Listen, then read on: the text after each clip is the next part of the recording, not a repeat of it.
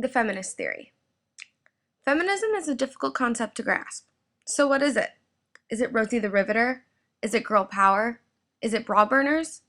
Actually, it's a combination of all of these. Feminism is defined as organized activity on behalf of women's rights and interests.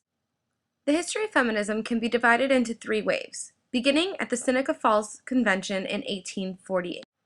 The first wave was from the mid to late 1800s and marked the birth of the abolitionist and women's suffrage movements.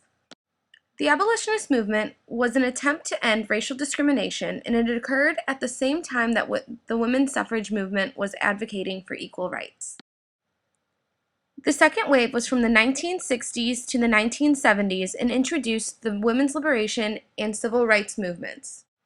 This was the first time that feminism was recognized in criminology, as a result of the feminist scholars' acknowledgement of the exclusion of gender from criminological analysis.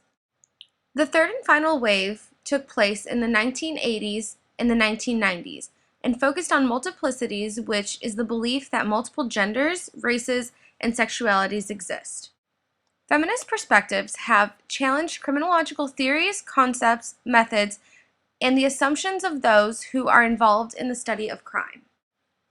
Theories of criminality were developed with male subjects, with the assumption that they would apply to women as well.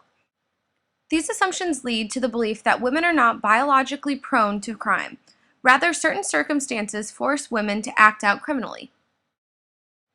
These events led to the development of a theory aimed at explaining the causes of gender inequalities, women's oppression, and the driving force behind why women engage in criminal behavior.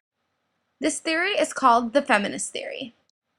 Within the feminist theory lies the liberal perspective, which attributes female oppression to gender role socialization, stating that males have more social power and status than females. Due to these gender roles, women have fewer opportunities to commit crimes than their male counterparts. For example, take Susan. The typical day in Susan's life consists of waking up at 6 a.m. to make breakfast for her family. She kisses her husband goodbye as he leaves for work. She then packs her children's lunch and takes them to daycare. After dropping off her kids, Susan returns to her chores for the day, which consist of laundry, dishes, and preparing dinner. In relation to the liberal perspective, Susan doesn't have the opportunity to commit crimes because she is so busy. Her responsibilities at home prohibit her from putting herself in criminal situations. Contradicting the liberal perspective is the idea that women are upholding corporate positions.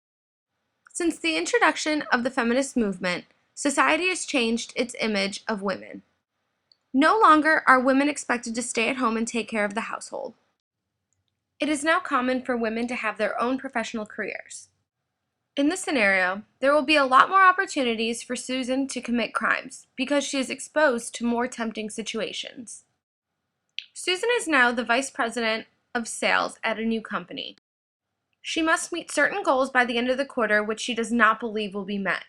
Because Susan fears losing her job, she decides to take matters into her own hands and alters a few numbers in the books. A few months later, Susan is caught and charged with committing fraud. Because she was presented with the opportunity for criminal behavior, it increased the chances of her committing a crime. In conclusion, the feminist theory was developed to address the presence of women in the criminal justice system. The liberal perspective utilizes gender roles and opportunity to explain why women commit crimes and why they do not.